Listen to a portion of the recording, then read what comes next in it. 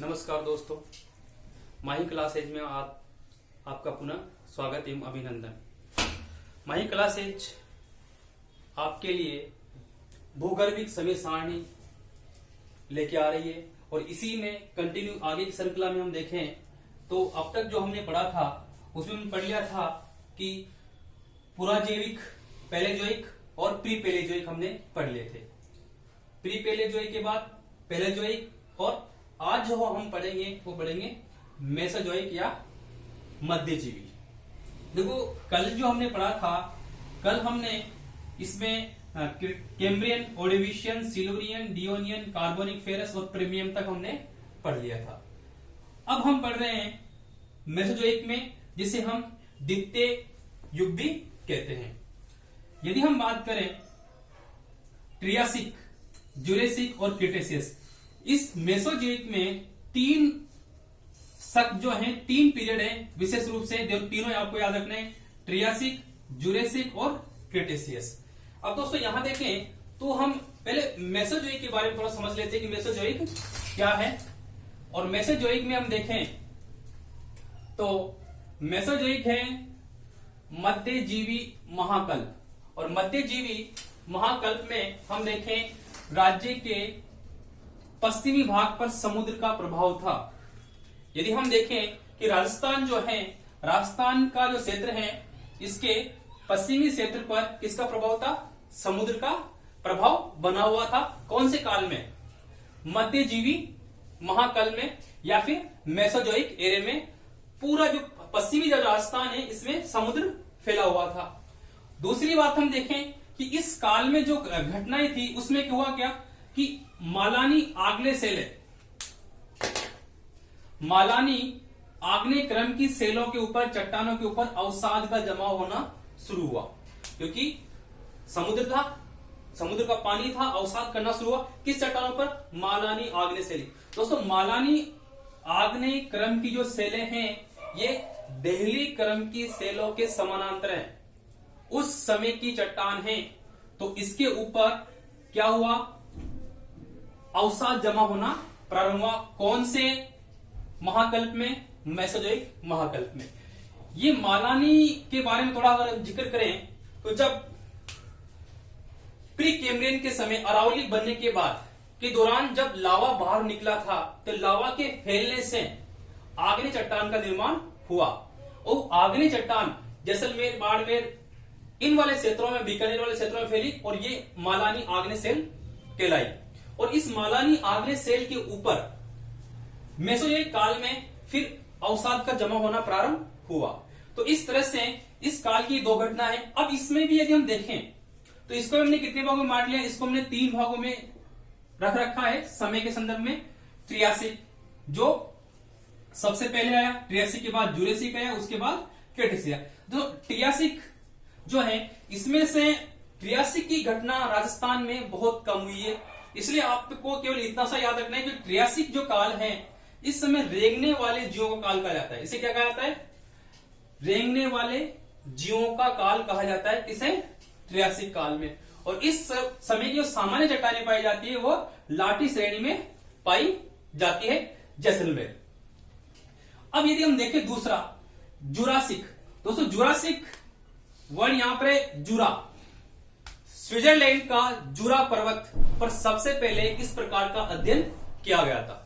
Switzerland के जुरा पर्वत पर, उस जुरा पर्वत के नाम पर इसका नाम रख दिया जुरासिक पीरियड। दोस्तों आपने मूवी देखी होगी जुरासिक पार्ट 1, पार्ट 2, पार्ट 3, जिसमें डायनासोर के बारे में बताया जाता है, जुरासिक पार्ट। तो ये काल जो है डायनासोर का युग कहा जाता है, क्योंकि इस काल में डायनासोर जो है, यहां डायनासोर की उत्पत्ति होना प्रारंभ होती है इसी काल में, और ये इसमें बहुत अधिक मात्रा में डायनासोर की संख्या होती है, इसलिए इस काल को कहा जाता है डायनासोर का युग कहा जाता है। अब ऐसी घटनाएं पूरी वर्ल्ड में हो रही है, तो यदि राजस्थान में ऐसी घटनाएं कहां देखने को मिलती है तो राजस्थान में इस जुरासिक शक अगर देखा जाए, जुरासिक पीरियड में हम देखें तो बेडेसर श्रेणी, बैसाखी श्रेणी और जैसलमेर श्रेणी में, इस क्षेत्र में इस प्रकार मध्यजीवी काल की चट्टानें पाई जाती है इन तीन श्रेणियों में। दोस्तों डायरेक्ट प्रश्न पूछा जाता है कि बेडेसर श्रेणी का संबंध है जुरेसिक से, बैसाखी श्रेणी का संबंध है जुरेसिक से, जैसलमेर श्रेणी का संबंध है जुरेसिक से, लाटी श्रेणी का संबंध है ट्रियासिक से। इस तरह डायरेक्ट पूछा जाएगा। इसी प्रकार से यदि हम देखें कि जुरेसिक काल जो है दोस्तों, जुरेसिक काल जो है 14.4 से 20.8 करोड़ वर्ष के बीच का है। अब इसमें यदि हम देखें कि 20.8 करोड़ वर्ष के दौरान क्या हुआ और 14.4 करोड़ वर्ष के दौरान क्या हुआ। दोस्तों ये पहले का है, ये आरंभिक है और ये लास्ट में खत्म होने वाला काल है। तो इससे पहले वाला जो काल था जिसे हम बात कर सकते हैं कि 20.8 करोड़ वर्ष के आसपास जुरासिक काल में क्या हुआ। तो दोस्तों यहां पर हम देखें कि आपने एक वर्ड सुना होगा, उसका नाम है आकल। आकल एक स्थान है जैसलमेर में, और इस आकल वाले स्थान पर 1974 में माधव राव द्वारा यहां पर कुछ वृक्षों की जानकारी प्रदान की, और उनकी जो जानकारी दी गई वो इस क्षेत्र से उन्होंने मतलब अवशेष निकाले, जीवाश्म निकाले। कहां से? इस वाले आकल क्षेत्र में। और यहां पर उन्हें बहुत सारी लकड़ियों के बड़े बड़े तने मिले, कुछ जीवाश्म भी मिले। तो इसलिए यहां पर जीवाश्म के अवशेष पाए जाते हैं। कहां पर? आकल में, जिसे वर्तमान में नेशनल फॉसिल पार्क कहा जाता है। और ये नेशनल फॉसिल पार्क जो है ये कुल 21 वर्ग किलोमीटर एरिया में फैला हुआ है। और ये जो नेशनल फॉसिल पार्क जो है ये नंगी पहाड़ी, नग्न पहाड़ी के ऊपर, यानी नग्न पहाड़ी जिसमें अपक्ष हो चुका है, कटा फटा है, उस पर कुछ नहीं है, केवल अवशेष देखने को मिलते हैं, उस पहाड़ी पर ये पार्क स्थित है। और ये जो पार्क है ये विशेष रूप से किसके अधीन आता है? तो ये जो पार्क है राष्ट्रीय मरु उद्यान जो है जैसलमेर और क्षेत्र का, उसके अंदर इसका देखरेख का काम किया जाता है। तो यानी इसमें हमें ध्यान ये रखना है कि जुरेसिक काल में जीवाश्म के अवशेष हमें राजस्थान में पाए गए, और वो कहां पाए गए? आकल क्षेत्र में पाए गए। और उसे हमने क्या नाम, वर्तमान में क्या है उसका नाम? नेशनल फॉसिल पार्क कहा गया है। तो ये जुरेसिक काल की प्रथम घटना है। लेकिन जुरेसिक काल जिससे खत्म होता जा रहा है, खत्म होने के दौरान भी कुछ घटनाएं और भी घटित उसमें होती है। तो इसी क्षेत्र में लाटी बेसिन भी पाई जाती है। लाटी बेसिन, अब लाटी बेसिन का संबंध अगर हम आप कहें कि आपने सुना होगा थार का घड़ा। थार का घड़ा किसे कहते हैं? थार का घड़ा जो है वो जैसलमेर में चांदन ग्राम है। कौन सा ग्राम? चांदन गांव है। चांदन गांव में जो नलकूप है, उस नलकूप को थार का घड़ा कहते हैं। क्या कारण है कि जैसलमेर में जो नलकूप है उसे थार का घड़ा कहते हैं? वहां इतना पानी कहां से आया? दोस्तों वो जो क्षेत्र है, वो जो पूरी बेल्ट है जिसे हम लाटी सीरीज भी कहते हैं, उस बेल्ट में वो एक तरह से लाटी बेसिन है। और ये लाटी बेसिन जो है, इस बेसिन में बालुकास्म अवसाद के निक्षेपण के कारण वहां मीठे पानी का भंडार भी भरा हुआ है। इसलिए वहां पर नलकूप है, और उस नलकूप को थार का घड़ा कहा जाता है। तो ये भी कहा किससे संबंध रखता है? ये लाटी जो बेसिन है ये किससे संबंध रखती है? जैसे जुरेसिक पीरियड से संबंध रखती है। दोस्तों लाटी श्रेणी अलग है और लाटी बेसिन अलग है, दोनों को याद रखना है। लाटी श्रेणी ट्रियासिक काल से संबंध रखती है, और लाटी बेसिन जो है वो जुरेसिक काल से संबंध, जुरेसिक काल के उत्तरोत्तर खत्म होने के दौरान की बात कर रहे हैं। अब जुरेसिक काल खत्म हो गया, जुरेसिक काल के दौरान आया बाद में क्रीटेशियस युग। क्रीटेशियस युग जो है उसमें डायनासोर की उत्पत्ति, यानी डायनासोर नष्ट होना, खत्म होना शुरू हो गए। अब इस काल में भी कुछ घटनाएं घटित हुई। अच्छा, यहां पर जो वर्ड है क्रीटेशियस, क्रीटेशियस का मतलब होता है क्रीटा। क्रीटेशियस में देखें हम, तो यहां देखें इसका मतलब है क्रीटा। क्रीटा का मतलब होता है खड़िया मिट्टी। खड़िया मिट्टी आपने देखा होगा। खड़िया मिट्टी को हम क्या कहते हैं? इंग्लिश में क्रीटा कहते हैं। उस क्रीटा से संबंध हो गया क्रीटेशियस, क्योंकि इस काल में निक्षेपण के कारण खड़िया मिट्टी का जमाव ज्यादा हुआ था। तो इस काल को खटी युग भी कहा जाता है। क्या कहा जाता है? खटी युग इसे कहा जाता है। और इस प्रकार की चट्टानें जो राजस्थान में पाई जाती है वो कहां पाई जाती है? आबू श्रेणी में पाई जाती है, पारवार श्रेणी में पाई जाती है, और फतेहगढ़ श्रेणी में इस प्रकार की चट्टानें पाई जाती है। दूसरी घटना हम देखें कि क्रीटेशियस युग में कौन सी राजस्थान के संदर्भ में घटना घटित हुई, तो दोस्तों वो हम देखें, वो है दक्कन ट्रेप। कौन सी घटना थी? दक्कन ट्रेप। क्योंकि इस समय जो गोंडवाना जो था उससे लावा का जो उद्गार हुआ, लावा का उद्गार होने से दक्कन ट्रेप का निर्माण हुआ, यानी कि दक्कन के पठार का जो प्रायद्वीपीय भारत है, प्रायद्वीपीय भारत का लावा का निर्माण हुआ। उस लावे से कुछ भाग जो है दक्षिणी पूर्वी राजस्थान में भी उसका कुछ हिस्सा आता है, मालवे के पठार में। तो यहां पर लावा से लावा मिट्टी का जमा हुआ और लावा मिट्टी के बाद ये काली मिट्टी में परिवर्तित हो गया अपक्षीय अपरदन के कारण। तो इस तरह से ये घटना भी हमारे कौन से काल की थी? क्रिटेशियस युग की थी।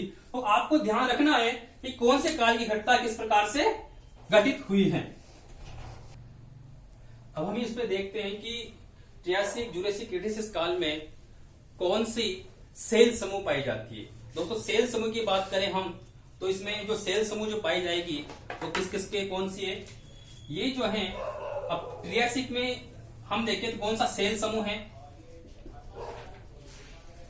सेल समूह हम देखें तो ट्रियासिक में जो सेल समूह पाया जाता है, आपको याद रखना है, ज्यादातर बालुकास्म और संगुटिका इसमें पाई जाती है। इसी प्रकार से यदि सेल समूह हम जूरेसिक की बात करें, जूरेसिक में कौन सा पाया जाएगा?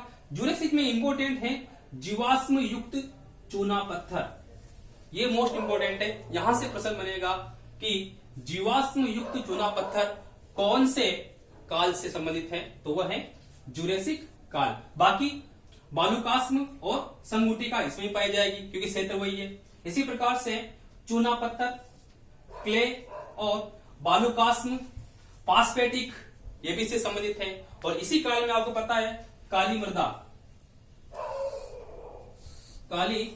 मृदा निर्माण प्रक्रिया भी इसमें शुरू हुई है। तो हमने इसमें पढ़ा है कि किस प्रकार से मध्यजीवी काल में कौन कौन सी सेल संस्त्र और कौन कौन सी घटनाएं घटित हुई है। तो ट्रियासिक हमने पढ़ लिया, जूरेसिक हमने पढ़ लिया और क्रिटेशियस हमने पढ़ लिया। ट्रियासिक, जूरेसिक डायनासोर की उत्पत्ति से संबंधित है और क्रिटेशियस में लावा का पठार जो निर्मित हुआ, मालवा पठार, उससे संबंधित है। अब हम पढ़ेंगे कौन सा? Palaeocene, eosin, Oligocene, myosin, Pliocene, Pleistocene, Holocene. तो इसमें किस तरह से देखेंगे? तो दोस्तों इसे हम देखें, मध्यजीवी के बाद जो आएगा वो नया जो काल आएगा उसके बारे में पढ़ेंगे। आगे हम देखें कि मेसोजोइक के बाद हम देखें तो आगे का जो काल है उसे हमने क्या नाम दिया? नवजीवी महाकल्प। अब नवजीवी महाकल्प जो है दोस्तों, नवजीवी महाकल्प है ये पूरा यहां से लेकर पेलियोसीन से लेकर होलोसीन तक का सारा काल जो है, ये सारा जो काल है वो कौन सा है?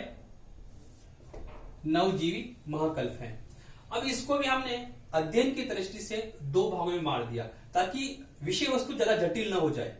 इस वजह से हमने इसको क्या किया? दो भागों में बांट दिया है। अब दो भागों में हमने बांटा तो कैसे बांटा?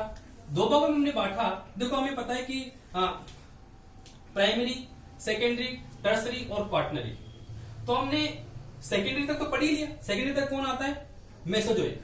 अब टर्सरी और क्वार्टनरी, तो इन दोनों को अलग बांट दिया। तो टर्सरी को हमने तृतीय काल और चतुर्थ काल ले लिया। अब टर्सरी में कौन कौन आता है? देखो टर्सरी में पहला आता है, यदि नीचे से हम लिखना शुरू करें टर्सरी काल में, नीचे से पहला कौन आएगा?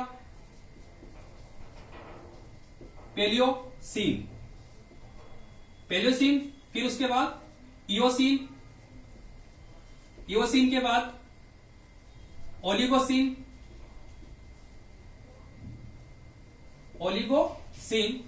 और ओलिगोसीन के बाद आएगा मायोसीन,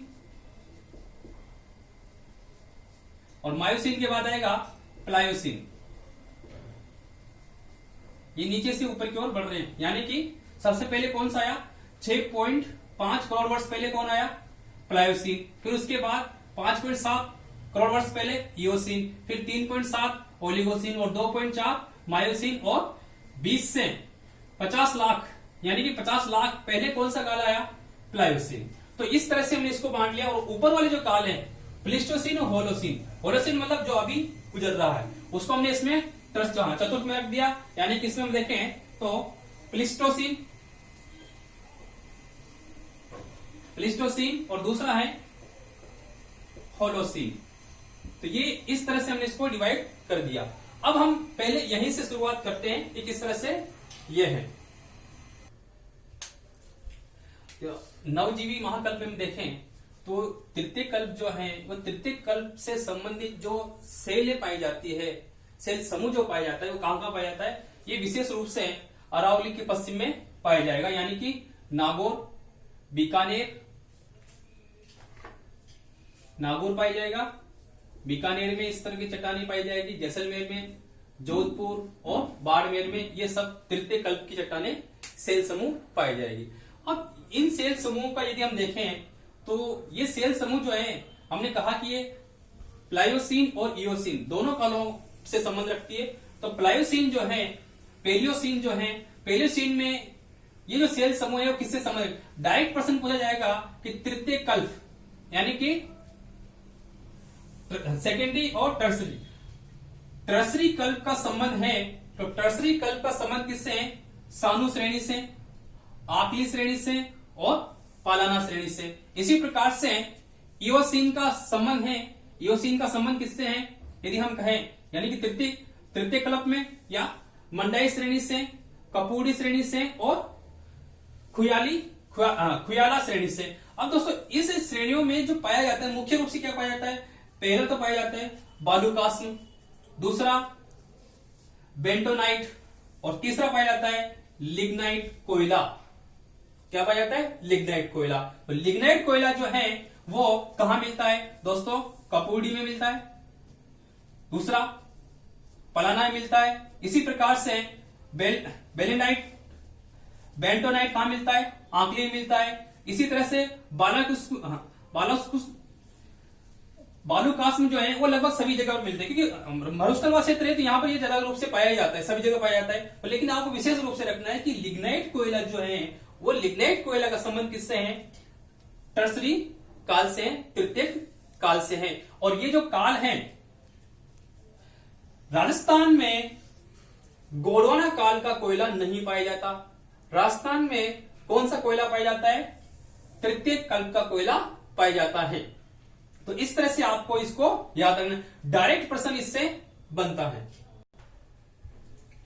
तो अब हम देखें कि तृतीय कल्प जो है, तो तृतीय कल्प में मुख्य रूप से दो ही घटना आपको ज्यादा फोकस करना है, एक तो प्लियोसीन पर करना है और एक इयोसीन पे ज्यादा फोकस करना है, क्योंकि ये जो काल है इसका संबंध राजस्थान से बहुत कम है, ज्यादातर संबंध जो है वो हिमालय की उत्पत्ति से है।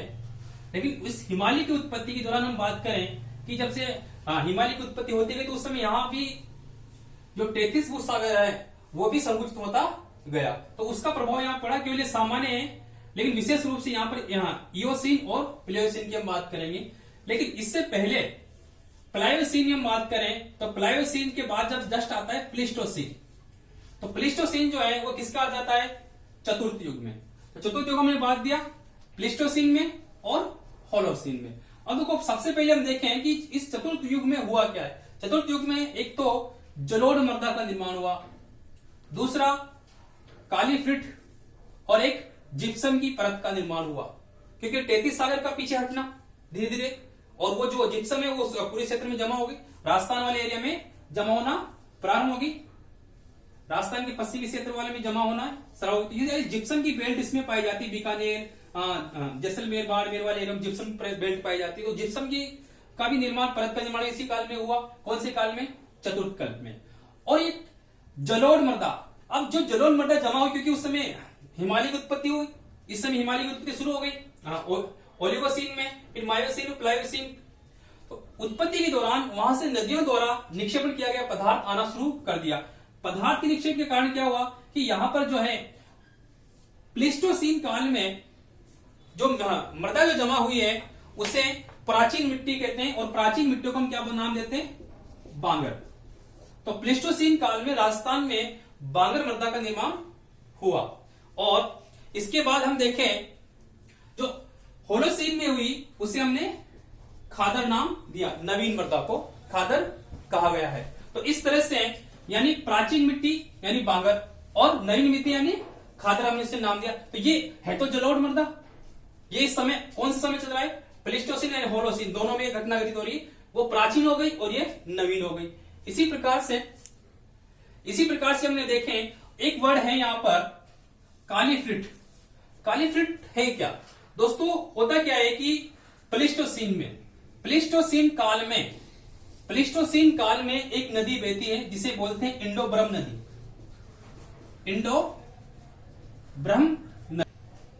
नदी जो है, इसको यदि हम मानचित्र के आधार पर देखें तो थोड़ा समझ में ज्यादा आ जाएगा। यदि हम सामान्य रूप से यदि भारत का मानचित्र हम बना लेते हैं समझने की दृष्टि से,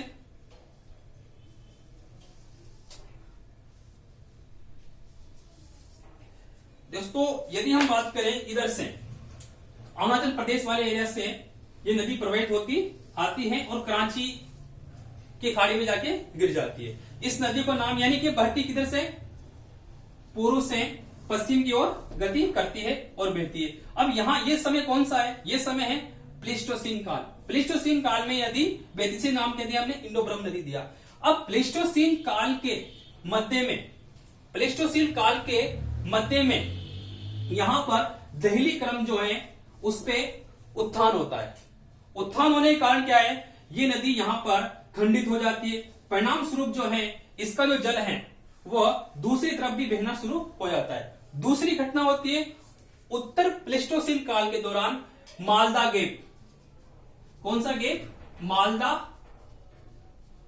गैप जो है बांग्लादेश, विशेष रूप से बांग्लादेश जो है वो मालदा गैप में, और वहां पर मालदा गैप में धसाव होता है। तो दो घटना साथ साथ हो रही है, एक तरफ धसाव हो रहा है, एक तरफ उत्थान हो रहा है। तो इसके परिणाम स्वरूप ये जो इंडो ब्रह्म नदी है इसका जो प्रवाह क्षेत्र है वो बदल जाता है, और वर्तमान में जो अफवाह क्षेत्र है वह प्रतीत हो जाता है, यानी कि सिंधु, गंगा और ब्रह्मपुत्र नदी वाला अफवाह क्षेत्र आ जाता है। तो इसके परिणाम स्वरूप क्या हुआ कि राजस्थान में क्या घटना घटित हुई? फिर राजस्थान में हुआ क्या कि ये जो नदी बह रही है जिसे इंडो ब्रह्म नदी है, इंडो ब्रह्म नदी का ही पार्ट था घग्गर वाला क्षेत्र भी, अब उसमें पानी की आपूर्ति क्या हो गई?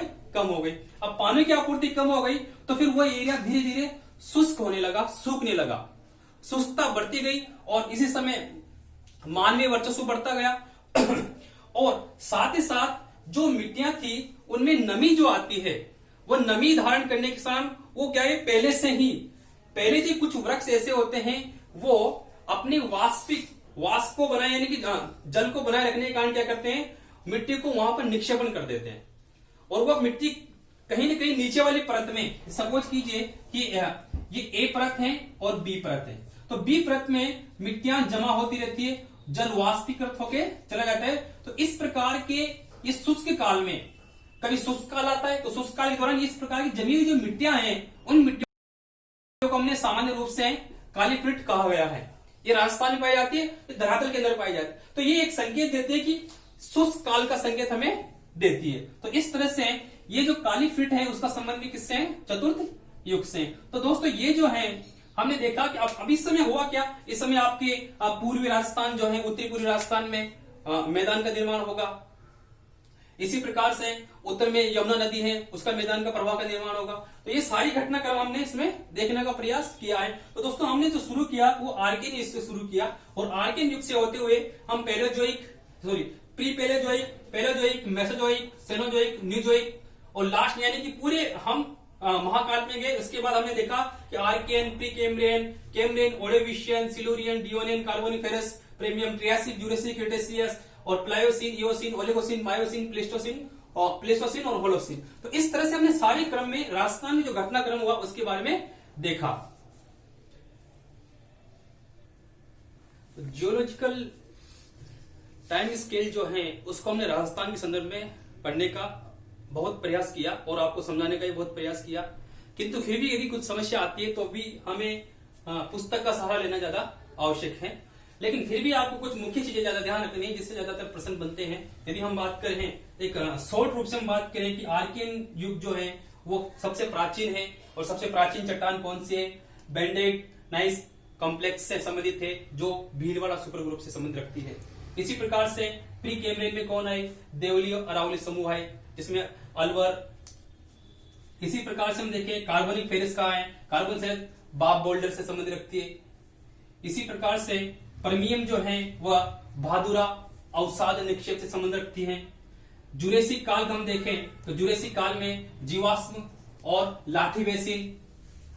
क्रेटेशियस काल की हम बात करें, तैतीस सागर का वर्चस्व उस समय रहा। और इसी के बीच में हम देखें तो तृतीय कल्प में हम देखें तो 33 सागर का हटना, हिमालय की उत्पत्ति होना, 33 सागर का सिकुड़ना, ये सारी घटनाएं इसी में घटित हो रही है। और लास्ट में हम देखें चतुर्थ कल्प में देखें तो उसमें जलोढ़ का निक्षेप होना शुरू हुआ। तो ये इस तरह से हमने देखा कि किस तरह से जियोलॉजिकल जो है वो भारत राजस्थान के संदर्भ में किस तरह से है। और इसमें बहुत सारे प्रश्न पूछे जा सकते हैं। जैसे फॉर एग्जाम्पल मैं आपको बताऊं कि मारवाड़ महासमूह से संबंधित बेसिन नहीं है, या फिर हम कहें कि जैसलमेर का आसपास का जो क्षेत्र है उसकी सेल समूह से संबंधित है। अब जैसलमेर का आप देखें तो कौन सी आ जाएगी, जैसलमेर में हमने देखा था जुरेसिक से संबंधित है।